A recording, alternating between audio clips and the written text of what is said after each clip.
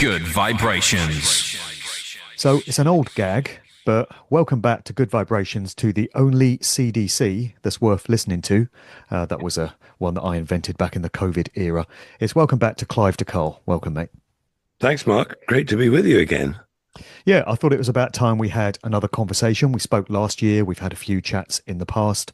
And you've pretty much become the go-to guy in, dare we refer to it as the truth/alternative scene, got to call it something, when it comes to natural holistic health and well-being and breaking through the veil of lies and propaganda peddled by the big pharma industry.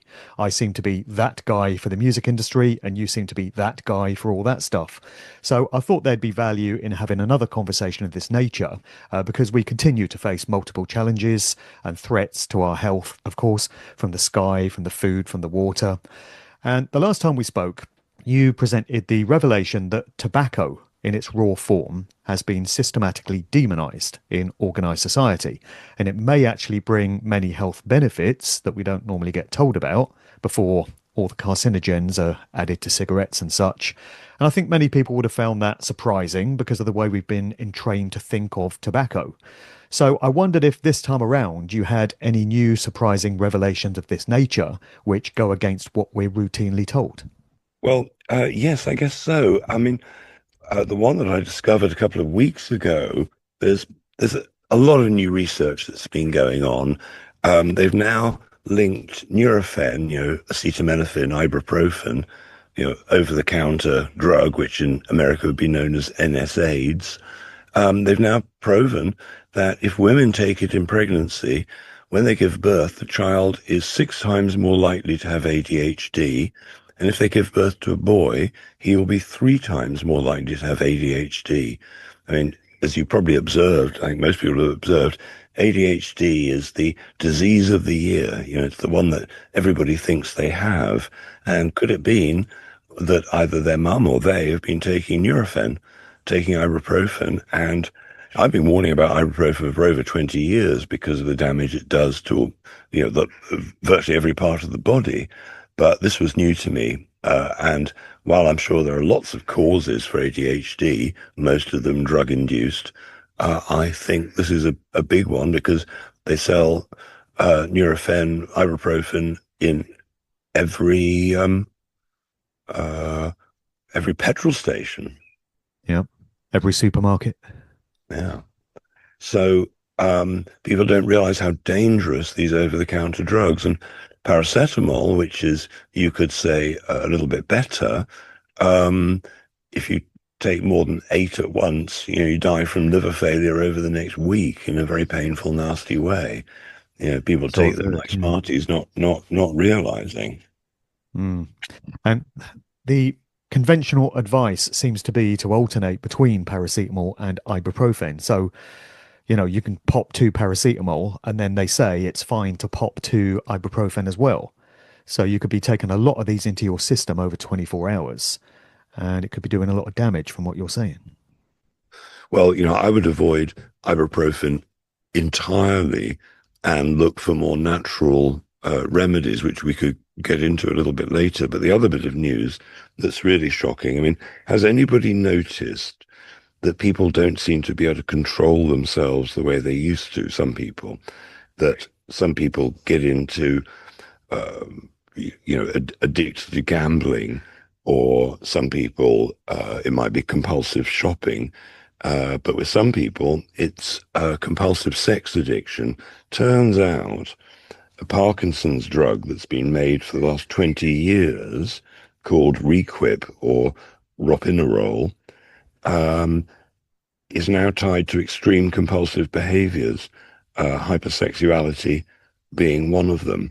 So the perversity we're seeing in the world, could it be something to do with drugs that people are being given, which are knocking out their ability to absorb vitamins like vitamin B3 or all the B vitamins, which are generally speaking to do with happiness?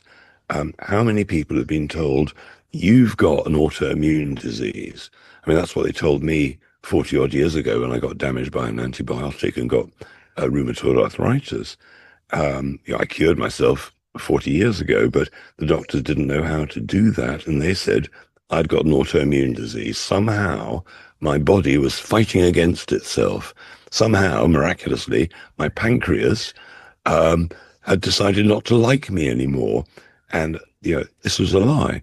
I was poisoned by an antibiotic, and most of everybody else has been poisoned with, when they were at school, they had all these inoculations, unproven science. And then most people have had an antibiotic or a drug of some kind from the doctor. And what the doctor should be doing is apologizing for having injected you or given you all these dangerous drugs over the years, because it's not autoimmunity. I don't believe your body would ever fight against you. I think it's poisoning and the body adapting to that poison state. I mean, for instance, if you're low on certain vitamins, let's say you're low on vitamin D3, which you get with sunshine, vitamin K2, which you get from grass-fed animal products at the right time of year anyway. If the body is in deficiency of those two, it will drag what it needs from the bones to make up the difference. And the body's very adaptive. If it hasn't got enough for one thing, it'll use something else. And so many people don't get enough sunshine. They're maybe vegans and therefore probably not getting any or enough vitamin K2. So simple deficiencies, which are so easy to fix, and inexpensively. I mean, a year's supply of a good quality vitamin D isn't going to cost more than about £20 for an entire year, and people don't know this. It should be taught at school. Absolutely. Did you know anything about natural health before you got ill yourself, or did you just educate yourself from that point on? Yeah, no, stupidly, I knew a lot. When I was 16, I got introduced to healthy eating. A girl I knew was macrobiotic, and she explained how that worked. That was interesting. I used homeopathy, herbs. I was really into natural health right from the start. And then I got stupid. I got so stupid, and I went to a doctor, and he gave me an antibiotic for something that I could have treated myself just by a change of diet. And that landed me up, as I am now, 40 plus years later, with type 1 diabetes, which I've never been able to cure. Type 2 is easy, but type 1 I've never been able to figure out. But I've never had rheumatoid arthritis again since I started taking supplements. Magnesium, anybody's got a pain, magnesium is number one to fix it. You're able to keep your diabetes type 1 at bay, though, are you, to sort of stem the tide a bit? I'm not, no, not particularly. I'm probably better than 90% of people. But when I first started 40 years ago, I decided, right, I'm going to eat the same meal every day for a week. I'm not going to adjust my diet at all. I'm going to keep it absolutely steady. Therefore, my blood sugar should be absolutely steady. But it wasn't. It turned out I quickly discovered that my emotional state affected my blood sugar just as much as the food I was eating. Also, the advice they gave you 40 years ago was wrong, basically. So it was what I learned when I was reading books in hospital to figure out how I could get myself better. And then what I learned later, that now, 40 years later, has become quite useful, because now I see it much more simply than I did when I was ill. I hated being ill. It was horrendous not being able to get dressed, stuff like that.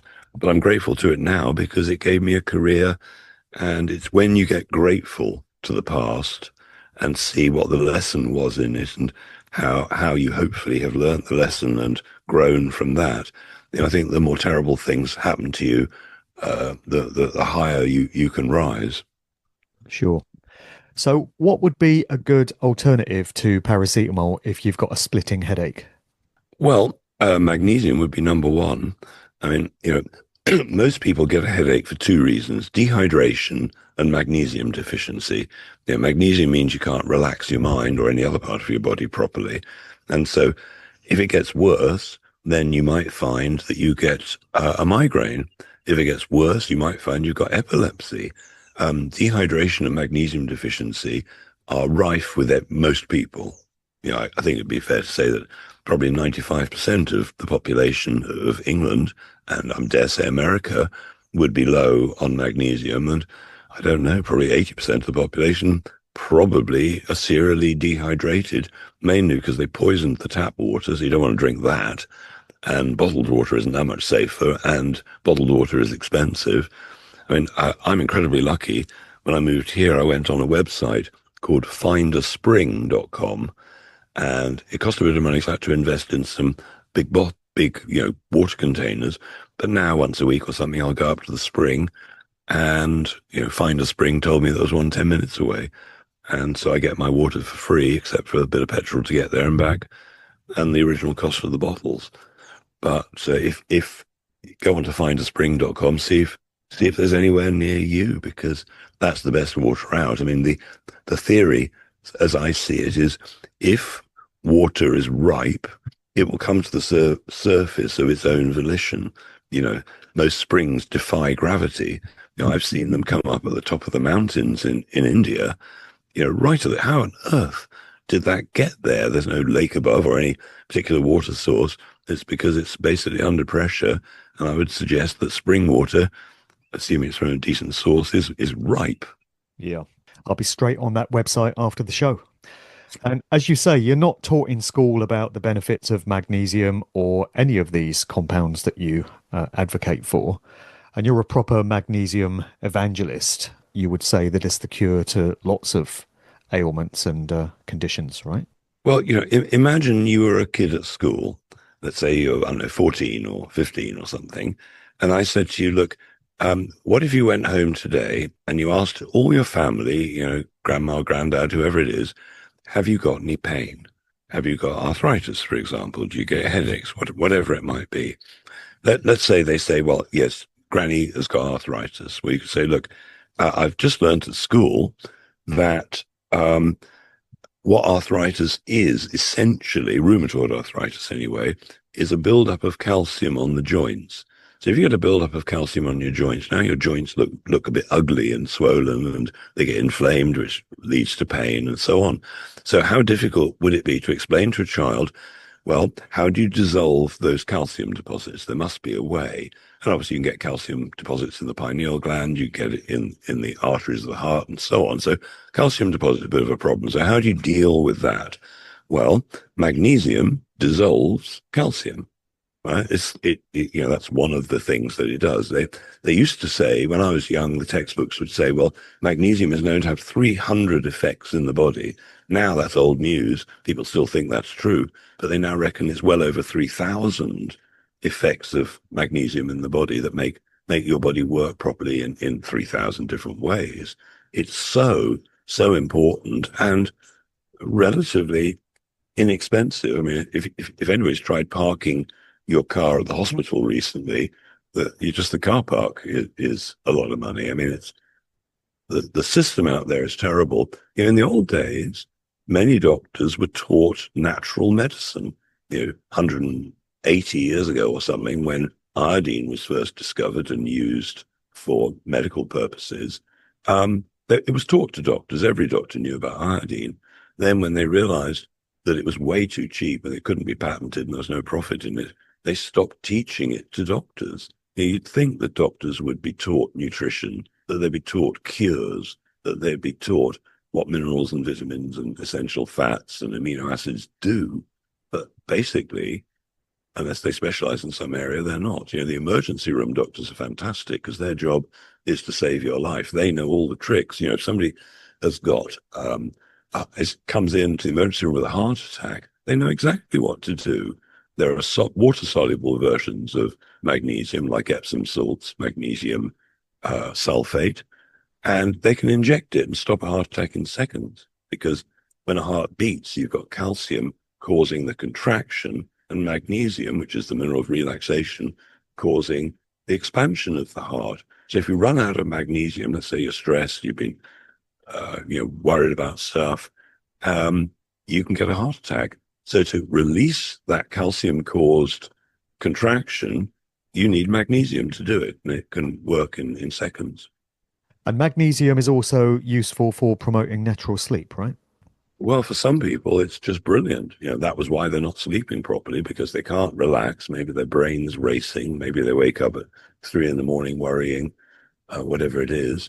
And of course, worry is another part of the issue, because worry is self-destructive and absolutely selfish. Worry doesn't get you anywhere. Having intelligent concern, being not in the fear state where you worry, but being in the love state where you know that everything happens for a reason, you are essentially being looked after one way or another. Um, I mean, we create our own reality to a large degree. If you believe it's going to go wrong, probably will. If you believe it's going to go right and your aims are good and honest, I think the universe picks up on what you think and what you believe. Sure. And if you're someone who happens to enjoy a drink or two in the evenings to relax, is that going to dissipate the effects of the magnesium at all? Asking for a friend? um, Actually, I don't know about alcohol and magnesium, but if in doubt, take more. The body's self-regulating, so if you accidentally take too much, you'll know about it because you'll be in the bathroom because the bowels will have relaxed so much that they'll sort of let go. But just like vitamin C, your body can self-regulate both those things. Um, but it's possible to overdose on anything you like, but at least with those two, you really can't. No, Because I just wondered if you enjoy a beer or two of an evening before you go to bed, if it's going to negate the effects of the magnesium in when you have a well, restful as I night. say, I don't know the answer to that one, but let's just assume it did. On the nights where you have a drink, you could always try taking a couple more. You don't want to take too many at once. But I mean, the thing is that if you're going to drink, to counteract it, I would want to take the B vitamins. I'd want to take fulvic minerals. I'd want to take selenium, possibly amino acids if you weren't eating enough meat. Um, Vitamin C, uh, those would be pretty key to making sure you didn't get a hangover, along with drinking drinking good water. And if you're in doubt about the water, if you put a pinch of vitamin C in the water, let's say you haven't filtered it, comes straight out of the tap, there's chlorine in it. Vitamin C will neutralize chlorine. Um, if there's fluoride in the water, a tiny pinch of borax will neutralize that. If it's in the bath, you do the same thing, but just a teaspoon or two of vitamin C or borax in the bath, that'll neutralize chlorine and fluoride. Um, but people don't realize how dangerous chlorine, for example, is. When you have a bath, you just think the water's on the outside, but as in a hot bath or a hot shower, your pores are opening up, and the chlorine in the water and in the gas, because if you smell chlorine, that's a poison gas, is going right in. I made a video a couple of years back where I got 3 glasses of regular tap water, and in the first glass, I put a few drops of chlorine indicator drops, which you'd use for a swimming pool, and immediately the water went green, showing the presence of chlorine. The next glass, I put my fingers in for 5 seconds and pulled them out, put the chlorine indicator drops. The chlorine had vanished, presumably, into my fingers. Third glass, this time just for 3 seconds, I put a slice of raw potato in, pulled it out. Chlorine indicator drops, no chlorine indicated. And I can only assume that that went into the potato. So if you're boiling your potatoes in chlorine or cooking anything in chlorinated water, what's really happening? Chlorine killed millions of people in World War One in concentration. It's deadly. Do we think that a poison gas is all right just because we can smell it, but it's not harming us? We can drink it, but it's not, it's super dangerous stuff. Makes you think. And it makes me wonder about people that go swimming every day in swimming pools. They need to understand that they should be taking iodine. My favorite version is called Lugol's iodine, and a year's supply is 25 quid. So it's, years. If you're going swimming, won't last that long, but I'd be taking a few drops of iodine in water before I went in the pool and a few drops afterwards.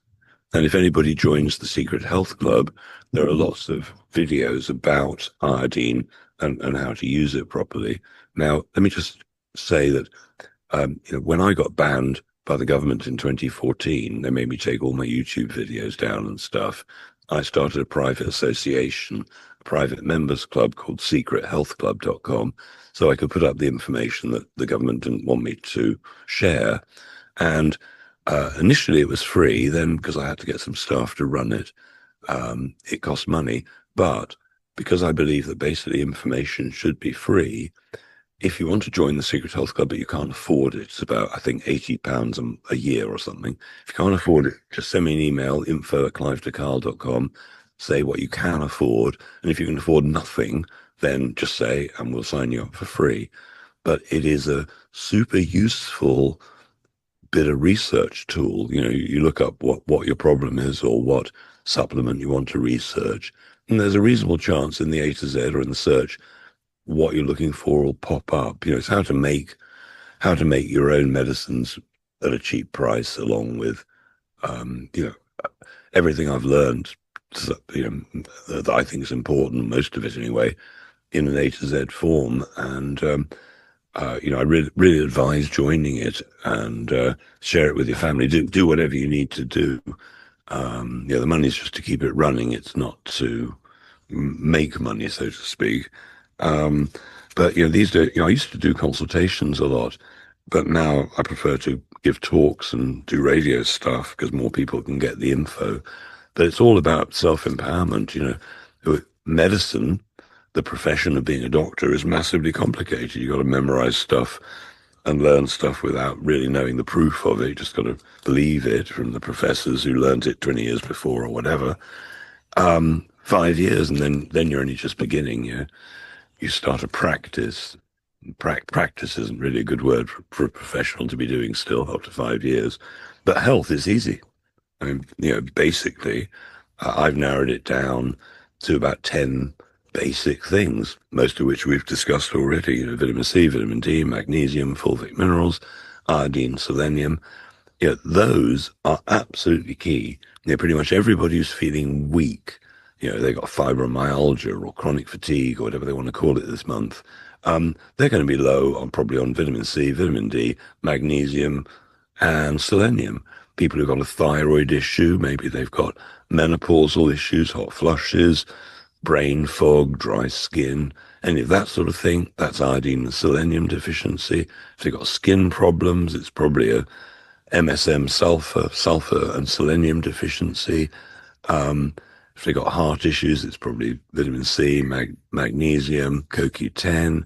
You know, it's actually, it may sound complicated what I just said, but actually, it's been known for decades how to fix bipolar, manic depression. It's been known for decades how to fix schizophrenia.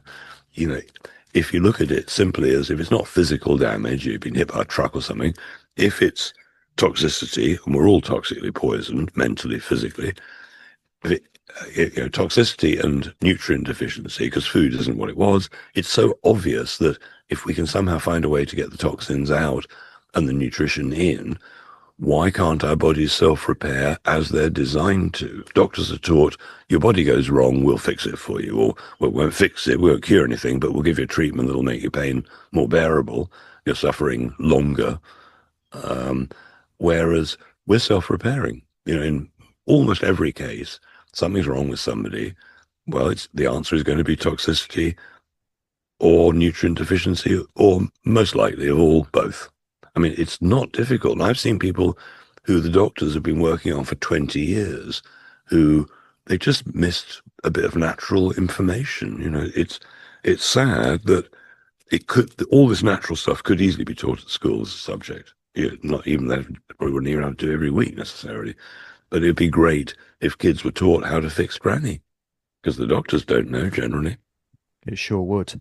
And you whittled down your core range of products a few months ago, I guess, as you mentioned just there. How did you decide which products to cut out? Because you've got it down to the core essentials, but you let a few go. Well, I mean, what it's about is, from that perspective, the answer is really, well, everybody, and the trick is to follow the instructions and go for it. Don't pussyfoot around. If it says take two, take two. Don't take one. If it says take four, take four. Don't take one. You know, most people are super scared of overdosing. Now, with a drug, well, quite right. You can easily overdose. Even the standard dose is probably too much in many cases, but nobody's ever died of a vitamin. Yes, you could get diarrhea if you take too much vitamin C, or with minerals, too much magnesium.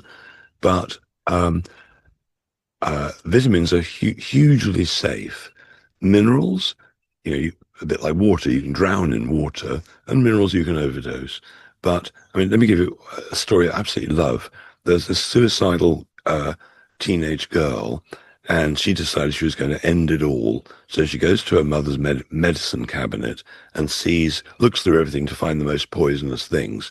She finds something called niacinamide, which she then swallows the entire bottle, wakes up the next morning to her surprise, only to find she's happy. Niacinamide is the non-flush version of niacin, vitamin B3, and having swallowed an entire bottle, her depression went away. Great story. There are several other stories about niacin which are incredible. Um, a lot of people who know about Alcoholics Anonymous will recognize the name of Bill W., who was really the main founder. His organization chucked him out eventually, and the reason they chucked him out was he discovered niacin, and he went to a fantastic medical psychiatrist called Dr. Abraham Hoffer, who wrote the book Niacin, the Real Story, which is worth reading. Anyway, he cured Bill W.'s depression. The reason he was an alcoholic, conceivably one of them, was the fact he was deeply depressed. In about 10 days, with a quite large dose of vitamin B3, he was fixed and wanted to make it the 13th step. But his colleagues at AA didn't believe in vitamins, so they sacked him. But there have been so many stories over the years of people who've been mired in depression, and they didn't realize it was a vitamin deficiency. The B vitamins are about energy and happiness. B3, particularly B6, also B12. Then there are other things that the B vitamins do. I mean, we've probably all met somebody who's had anorexia. I knew a guy once who had anorexia, and one day he was around at somebody's house when, at the end of the hallway, he sees a he sees somebody who looks like he's about to die. He sees this skeleton, runs towards him, about to say, "Look, you need to eat something, you're dying," and realized it was a full-length mirror. He saw himself, and that was the end of his anorexia. But anorexics are basically low on vitamin B1. Right, that's it. They're low on vitamin B1. If you take a B vitamin, you want to take the blend of all of them for balance. But doctors aren't taught this. They're not taught that neuropathy, which is tingling in your hands and feet, maybe numbness of your hands and feet. A lot of diabetics get that, and they end up, having terrible feet and hand problems. When I was pronounced diabetic in the hospital 40 years ago, they said, "Well, you do realize we will be cutting your feet off later in life." Total bollocks. That's what they didn't know about vitamin B1. I mean, it's just insane. And how much does it cost? Well, it's not very much. Mm. And I could go on, because it's just one simple solution, and it's all basically down to nutrition, because things like vitamin C, you can get nutrition from that, but also vitamin C is a great detoxifier. So it does two roles. Sulfur, which you get from things like broccoli, eggs, liver, garlic, onions. Sulfur is a magic material, because what it does is it makes insoluble substances like lead or mercury or aluminium or some sort of poison. Sulfur, when it sulfates things, it has the chemical reaction of taking mercury and converting it into mercury sulfate. Now, for the first time possibly since you had a silver filling when you were young, for the first time you can get rid of that mercury. And that's what MSM does. It sulfates things. And so while it's great for skin, hair, nails, it's incredible for the whole body, it is a fantastic detoxifier at the same time. Fulvic minerals, soil-based mineral complex that has all the trace elements that you don't get in the multivitamin generally, multi-mineral generally. You don't get in food, because the soil's been destroyed. So fulvic minerals not only carry all the tiny trace elements that we and the bacteria that make us up as well want to eat for breakfast, but also it detoxifies at the same time. Some people say that fulvic minerals are perhaps the best detoxifier and the best cell hydration method that you could possibly employ. All these ones I mentioned, apart from the sulfur, which we sell separately, it's called MSM sulfur. are in the pack. And I recommend that if you can afford it, it's about £170 for the 10 supplements, which isn't that bad. If you can't afford it, rather than do the whole lot in 30 days, share it with somebody else and do your half in 14 days. Don't spread it out. The idea is to give the body as quickly as you can the nutrients that you need. And there's very little, if you like, that can go wrong. And I would say at least 80% will notice the difference. You often on day one, depends what the problems are. If it's magnesium related, generally pretty much right away they feel different. With some of the other things, it can take longer. But again, they all sort of work synergistically together. Have you come across any indication that using big pharma drugs shuts down spiritual capacity? Because I remember there was some talk of certain of the convid arm spears being used to cut people off from the higher sort of divine aspect of themselves. People were saying, oh, I've been cut off from God, and comments like this. Do you think regular big pharma drugs that people take routinely and are administered by their doctors do the same? And can shite food have the same effect? Well, I think everybody knows the answer to this. Yes. I mean, it has to. We're meant to be taking in natural substances and be in a state of relaxation where, let's say, in the daytime, we're outdoors a lot, getting sunshine. At nighttime, we're getting infrared, just like we were in the daytime from the sun, but by sitting around the fire. People spend money on infrared devices, realizing they could just light a wood fire or even a coal fire and get infrared that way, like our ancestors used to do. And then when they sat around the fire, they were inhaling charcoal dust, right? And charcoal is an incredibly important mineral substance. And, it's one of the things that's not in the pack, but we sell it on the website. And if somebody came around to my house after they've eaten out and they've got a really bad stomach, I'll give them maybe 4 or 5 charcoal capsules.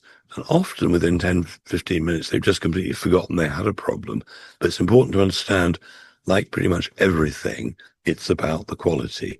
If you take activated charcoal, that's made with a chemical process using acids. And in the emergency room, that's what they use. And that's what I'd advise in an emergency. But the problem with activated charcoal is that it doesn't only drag out the poisons, it drags out the good stuff as well, the water-soluble vitamins, for example. So we do what our ancestors used to do, which is non-activated charcoal. It's only a quarter of as powerful, but you could take that every day if you had to, for some reason, get rid of poisoning. But as a natural substance to clean up the toxins, charcoal can be a very useful substance as well as giving you minerals. I mean, you've probably heard about the pregnant women who, some will crave pickled onions because their body knows that's what they need. Some will actually eat coal because they're so minerally deficient, they're eating coal. Same as people who chew their fingernails. That's a sign of mineral deficiency. The body's gone, you're going to have to recycle the minerals. You've got so little. Bite your fingernails, get some minerals back. Hmm. And how do you source your products? Because I'm guessing you're not in a laboratory cooking it all up yourself. So where do you get them all from? Well, I used to do it that way. Now we've got a couple of labs. We've got one that's got encapsulation machines and, all the temperature control gear that you need and so on. And then we've got another which does, well, we've got 2 halves to that manufacturing process. And when I first started, we got hit by every regulatory body you could imagine. I mean, it was one after another, but everything was fine. And now, just a few weeks ago, Health and Stupidity came in to check that everything was fine, which it was, which I was super pleased about. But we have to keep massive records, and you got to be able to trace back every component you've got. But my philosophy is just simple: go for the best you can. And yes, the best might be more expensive in some cases, not necessarily, but it might be.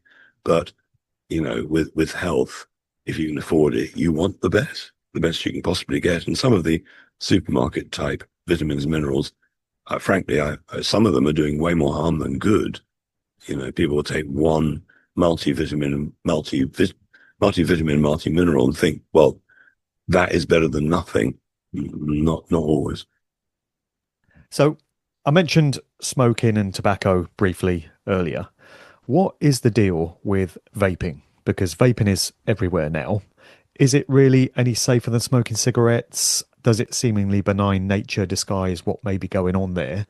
What is the reason for vaping having become so prevalent in society, by design, deliberately, in your view? Yeah, well, I would guess it's a trap.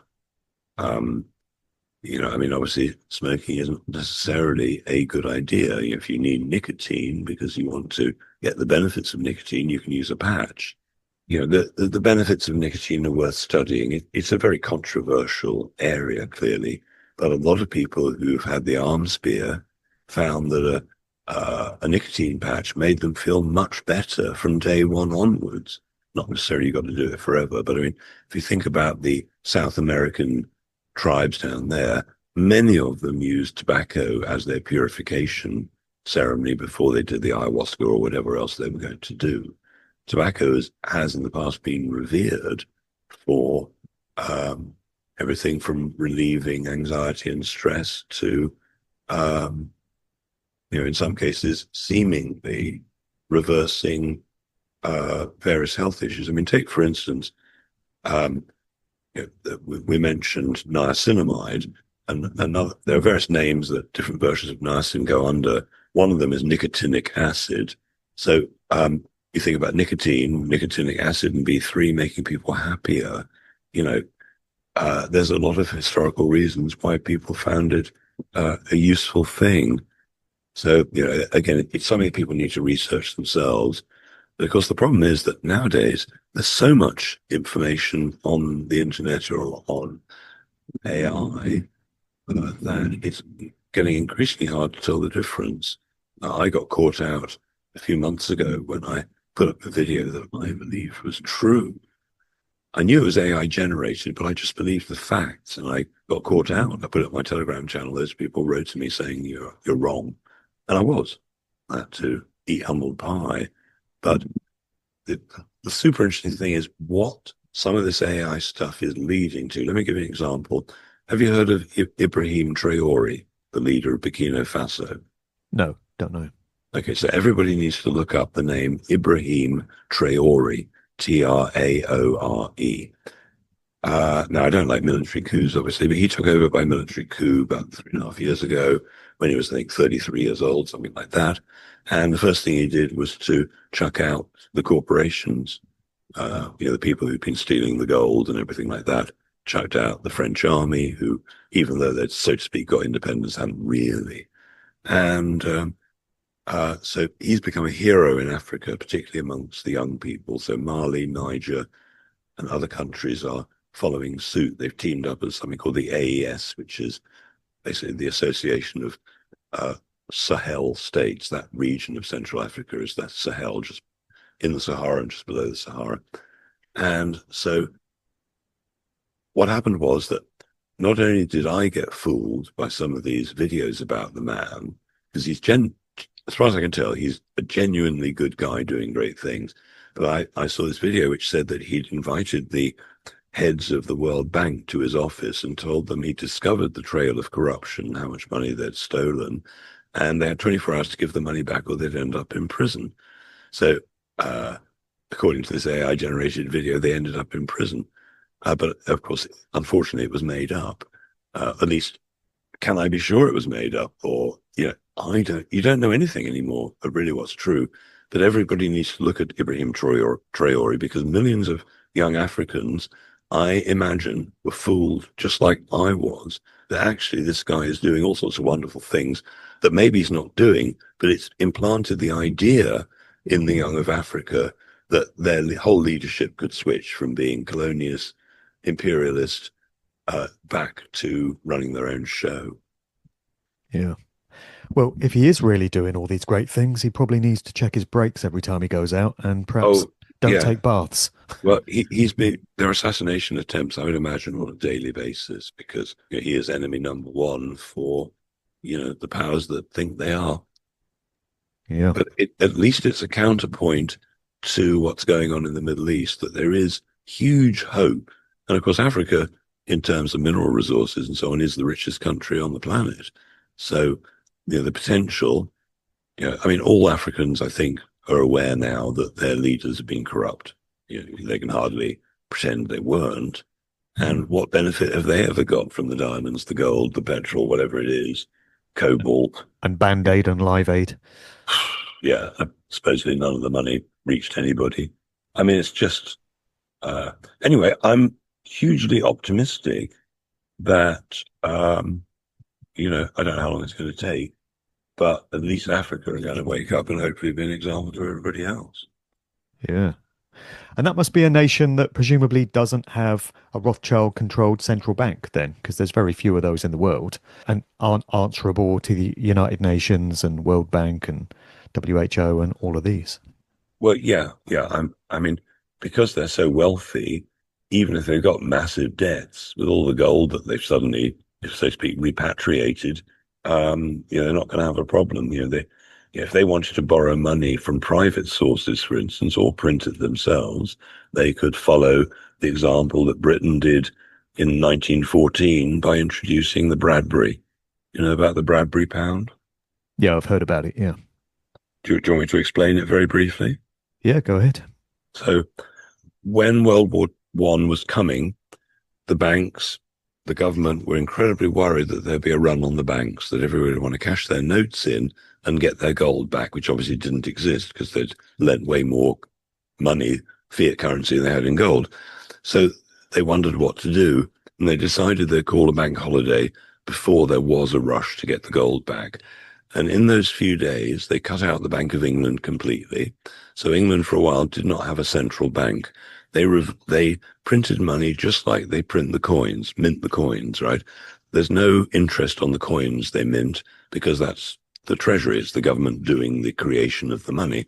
But it had been, of course, and is now, that the central bank creates the money, which is then lent out at interest, and there's no gold to back it. It's all fiction. So they decided that what they'd do is they create a new currency, and the head of the treasury or whoever it was known as John Bradbury. So when the new currency came out, the new notes came out, his signature on them was, I promised to pay or whatever, John Bradbury. So they're called the Bradbury pound. And the big worry was, would the people accept this new money? And I don't fully understand how they got away with it, but they did. On the first day, when they brought back the new money, they were only printed on one side, the notes, because they didn't have time to print both sides. On the second day, the notes came printed on both sides. And as there was no interest attached to this money creation, how did they do it? How they did it was looking at England Limited. It's full of property, it's full of land, it's full of industry, it's full of hardworking people. England, or the UK, is worth fortunes, trillions and trillions. It's a safe bet. You could lend money against the value of the UK, right? We've got forests growing, we've got all this stuff. And that's what they did. That's how they justified it. We'll be refinancing the economy. And the unfortunate part is, of course, they created the money to fund World War One.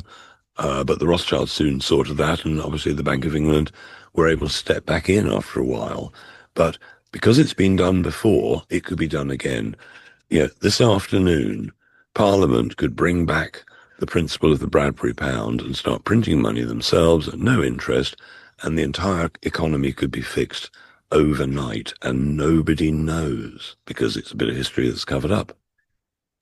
Yep, one of so many. And it's amazing that we're now rediscovering all this stuff. And it's all coming at once if you're paying attention. All these things that have been suppressed and kept from us. Yeah, I mean, the depressed people out there, if you're depressed listening to this may be obvious, but it may be that what you're doing is watching negative stuff. If you spend all your time looking for solutions, don't wade mud deep in the problems. You know what the problems are already. You don't need to see people being bombed to shit to know what the problems are. What are the solutions? I mean, I think everybody knows about the naval flotilla with Greta, whoever she is, on board.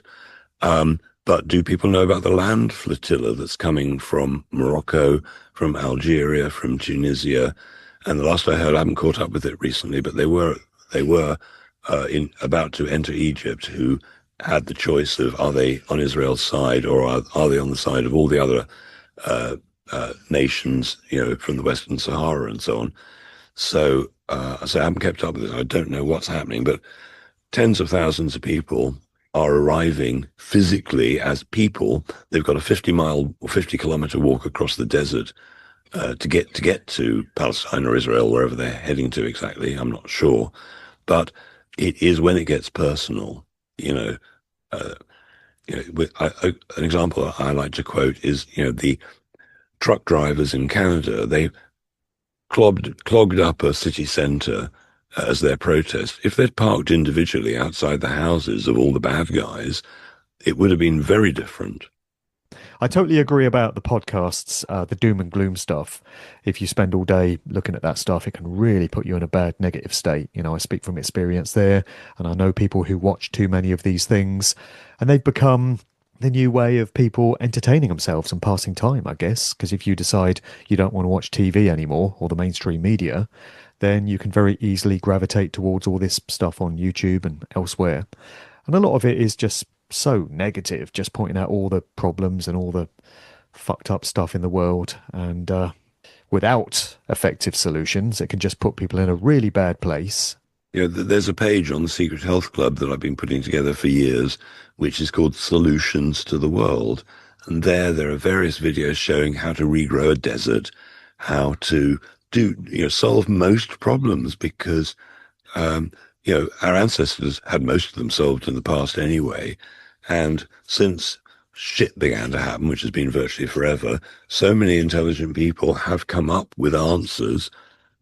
Most of the answers to starvation and so on, decades ago, it was obvious what the answers were.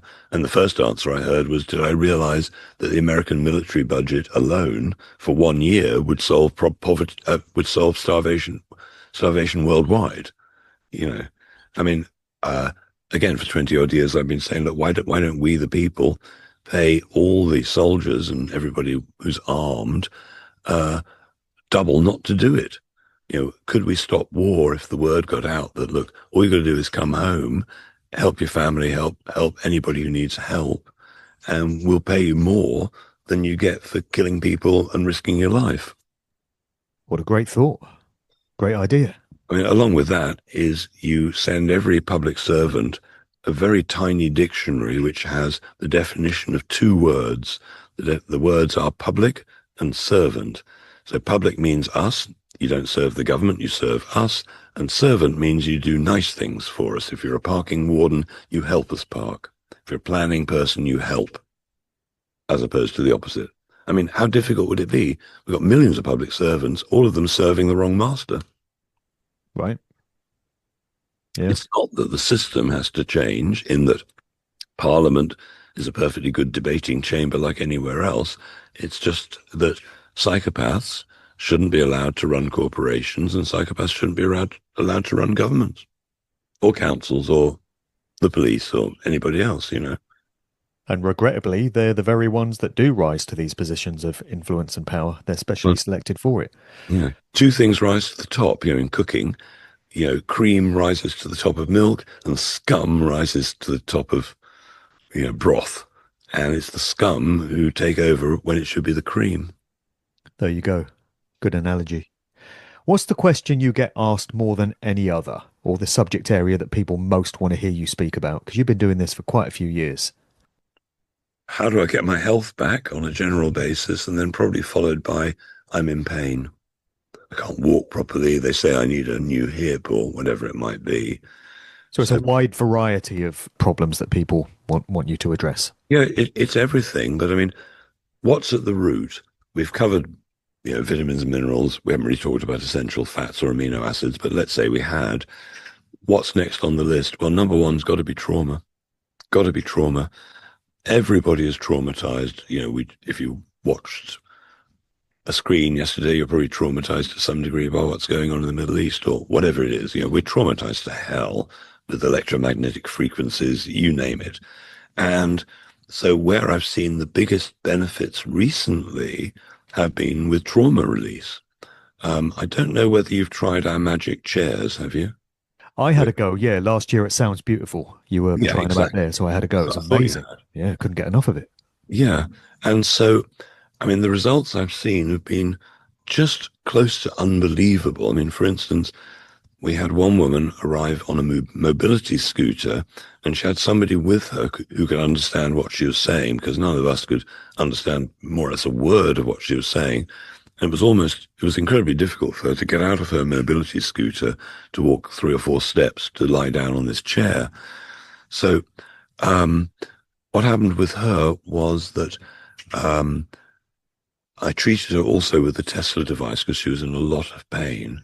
And when she came off the chair, I had to hug her for about 15 minutes as she cried and cried and cried. And she explained to me that her daughter had died 14 years earlier. And 1 year later, she'd got motor neurone disease and had been deteriorating. The doctors, of course, given her the hypnosis, you'll never get better. That's it for you.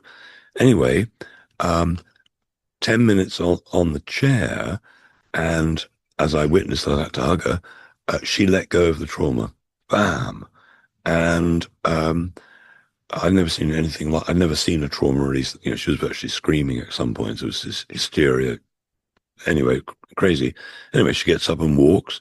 And now I can understand maybe 8 words out of 10 that she's speaking. She let go of the trauma. And I think what had happened in her body mind was that she'd thought herself as a failure. Her daughter had died.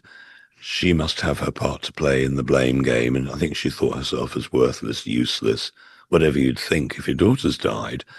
And I think her body picked up on those thoughts and became useless and worthless.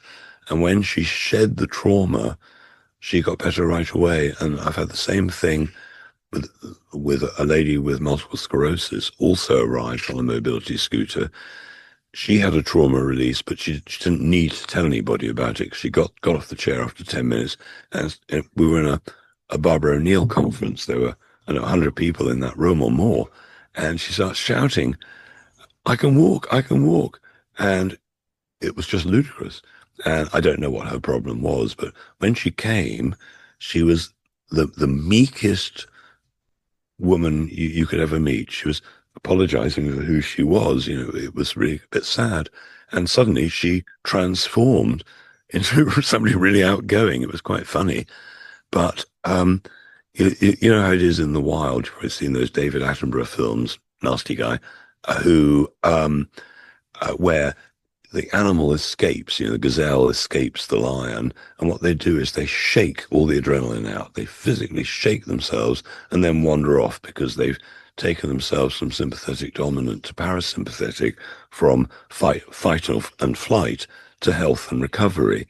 And so the chair, basically, as you experienced, sort of does that, but you don't have to be chased by a lion to experience it, luckily.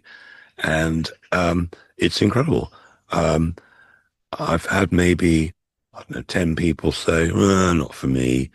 But you can almost guarantee that anybody getting off the chair will say the same word, which is wow. Pretty much everybody. It's really funny. I can predict, there's a queue of people waiting because it sounds beautiful. So I think we had 6 chairs there. And most of the time there were queues of several people. And I say to them, this person's coming off now in a few seconds. You listen, he's going to go, wow. They come off and go, wow.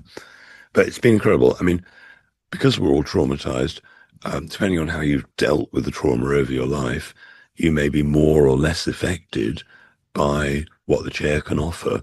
But they've been using it in really dramatic trauma situations where children out of war zones and the ambulance drivers taking them out and so on. Massive trauma in instances like that, and massive relief very quickly. Generally, with deep trauma like that, we'd run a 35-minute program rather than just the 10 minutes. But firefighters are using them, particularly in America. If they've been in some burning building, sports people are using them because they can get in the zone prior to a match or something, and then afterwards they can totally relax and all the muscles will relax and they won't ache the way they would have done normally. There are meditation programs, so you can do hour or longer meditations. I've had people who've just done the 10-minute one who've said, I've been meditating for 20 years and haven't been that deep. As you probably remember, what happens is it sort of, you feel as if you're floating and then you drop into like a space of nothingness. I don't know whether that describes it for you, but I've used it lots of times, so I know where I'm going with it. What did you find? I just remember every time it stopped shaking, I wanted it to start again. I wanted it as intense as possible because I just Ah, felt such an incredible experience from it. So when it did drop, I recognized it was part of the process, but I was just counting the seconds until it would crank itself up again. interesting. So, yeah, it's funny because a lot of people like it one way or both ways or one or the other. For me, I like the drop. I like it when it stops because I can find a place within myself of utter peace, utter rest, where nothing sort of matters. And what you experienced is with the blindfold and headphones. But Yeah. once you know how the machine basically works now, because the breathing is a very important part of it, you can just listen to music and experience it. You put it on an hour-long meditation program and chill out. You don't have to be blindfolded or be guided. At the beginning, the guidance is necessary because you need to know how each program sort of basically works. But it's just a fascinating piece of kit, and every community needs one. Just like, I mean, this is wishful thinking, every prison needs one. How traumatized are the people in prison? How traumatized are they because of it? How traumatized were they to get themselves in that position anyway? And I think you could reduce the level of violence dramatically if they were put into prisons, but I don't see it happening, with the current ruling people. Yeah, trauma is definitely the key to so much, and I talk about this in my presentations as well. Alistair MacLean wrote a book called Fear is the Key, but he should probably have called it Trauma is the Key because trauma is used in mind control, MK Ultra style, to literally control people's minds and behaviors. And it's done societally as well. We're all traumatized by the way organized society has been set up. As you said, I don't think there's anyone that's escaped that. There's no one that's No. outside of some form of trauma. So it's I mean, everywhere. I was highly traumatized on the first day I went to primary school or kindergarten for Yeah, getting me out of this horrible fucking place, this horrible woman. exactly. Um, That would do it. so yeah, I think trauma starts young. And for a lot of people, I believe it starts in the womb, where mum, for instance, has some terrible experience, whatever that might be, and then child grows up not knowing why they react in a certain way when a certain circumstance happens. But I think it's because they experienced it in the womb and they picked up on their mother's adrenaline or whatever it was. Mm. And at a subconscious level of recognizing that terrible thing that happened, even if they can't quite put their finger on why they're so reactive or whatever. But the amazing thing is with a lot of different types of trauma, you only need to get rid of it the once. I'm sure that's not the same with every trauma, but I first discovered this when I used to do hypnosis as my thing 30 odd years ago, whenever it was. And uh, I found when I learned how to do it properly, if I got somebody out of a trauma, uh, they were out. It wasn't like a psychotherapist where you got to go back every week and go over it again and again and again. And like the woman I mentioned with the motor neuron disease, once she got rid of that trauma, she just got better and better. So I think trauma is way more important than I ever thought it was. Mm. You don't really want to be reliving it, do you? Week after No, week, no, I session think after session. psychotherapy is where they force you to relive it. I mean, Freud, one of the reasons he got famous was he said, look, if you come once a year, you'll be better. If you come every month, you'll be better still. If you come every week, you'll be even better. And that meant you didn't need to find new clients. You just got them over and over again, went through the whole fucking thing every time. Made a lot of money as well. And the practitioners loved it because, again, they didn't have to go and seek new clients all the time. I want to see somebody once or give them advice once, and that's it. They're fixed. I don't want to come back again. Yeah. So, what events can we find you at this summer? I think you're back at Sounds Beautiful, are you? And you're doing the Shine seminars in August. Are there any other festival type events people could find you at?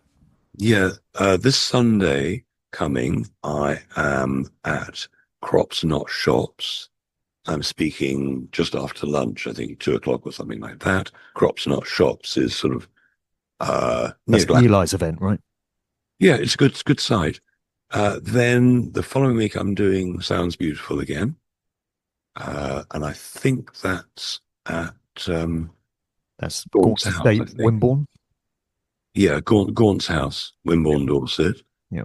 Um, and then I'm going to do a few more throughout the year. I'm going to do a couple of things with Barbara O'Neill, who's, if nobody's heard of Barbara O'Neill, you want to discover Barbara O'Neill, got banned by the Australian government. Was told you can never work again. You can't do anything to do with health ever again.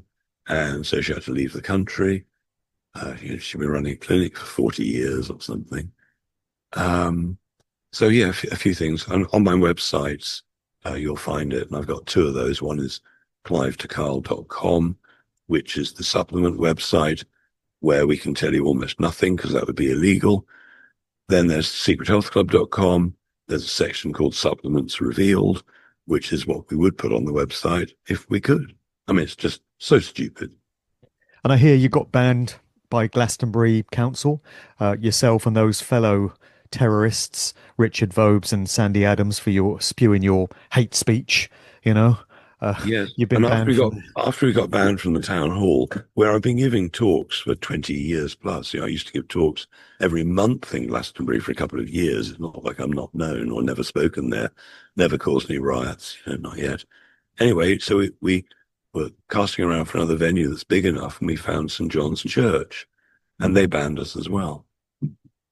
So now we've got a new venue, and which I think will be all right. But it's incredible how the authorities just don't want you to know how to be healthy or free. I mean, it's not incredible. Well, you're just so far right, Clive. That's what it is. Yes. Yeah. Oh well. And we've had an AI transcript running on this conversation where if people want to get it in written form, I guess that can be made available. So we did this last time and it's using AI for some beneficial means because obviously it's been weaponized against us, but we can still use it ourselves for, constructive things. Yeah. I mean, be wary of the transcript, as has been said in the past. Beware of what you read in health books because you might get killed by a misprint. That was Mark Twain. And so be careful with transcripts because obviously they might change one word for another one that looks really, really similar, but in actual fact it's a totally different word. So just because it says 2 grams, maybe check on the label or, don't be wary of that. But I've been using the paid for version of ChatGPT. Oh my God. I set it up right to start that I never want anything from Wikipedia. I don't want anything from Pfizer or Bayer or the drug companies. I set the parameters of what I wanted in future. And whereas it used to take maybe 3 months for us to come up with a new formula and prove that the formula was right before we tested it on people, now I'd say it's cut it down from 3 months to 3 days. It's got incredible if you know how to ask the right question. I mean, last week, one of the questions I asked, right, I want you to search through all the Japanese language health reports and tell me what they say about XYZ. And so I've got it set to deep research, so it takes a couple of minutes rather than a couple of seconds. I'd got translated the latest results on what I wanted from Japanese research. And, the Germans are good, the Swiss are good, the Japanese are incredible. And so it gives you the opportunity. I mean, a friend of mine a few years ago pointed out that you could say to AI, right, I want you to look at every health journal that's ever been printed, every paper from PubMed or wherever it is, and I want you to look for these keywords like cure and whatever disease you can think of. It could, in theory, search every document that's ever been written and spit out the salient points. And, now AI is like Google was when it first came out. You can find out anything, and it's all about asking the right questions. So I'm using AI a lot. You've got to double check it because it makes mistakes. I asked ChatGPT, which other AIs are better than you? And it listed all the main other ones, like this one's good for videos, this one's good for this, that. And then it said the one that it didn't rate, or the one it rated the least, was Google Gemini. And as it put it, it hallucinates more than the rest of us, in brackets, makes things up. Right. It didn't say that ChatGPT didn't. It just said Gemini did it more. Okay. We'll bear that in mind. So, all the products we've mentioned in the show today are available through your website and the 30-day rejuvenation pack. And I've got an affiliate link. If anyone listening is interested in getting their hands on any of this stuff, going through my link is a great way of helping both of us out. And it allows us to continue what we do respectively and just continue our work. So Okay. Sure. in the blurb below, or maybe we'll stick it up on the screen now, that kind of thing, do buy it through Mark's affiliate link because he's doing such incredible work, and he hasn't got a supplement company to keep him running, if you see what I mean. So use his affiliate link, and please share this information with anybody you think might find it useful. Sure. If you're going to get the stuff anyway, going through my link just helps me out a little bit, helps Clive out. And, if you find value in what we do, it's just a way of supporting us and getting your hands on some products that are going to be beneficial to you. And there's a Secret Health Club as well. So that's a separate site, right? Yes, but you can connect to it through the other one.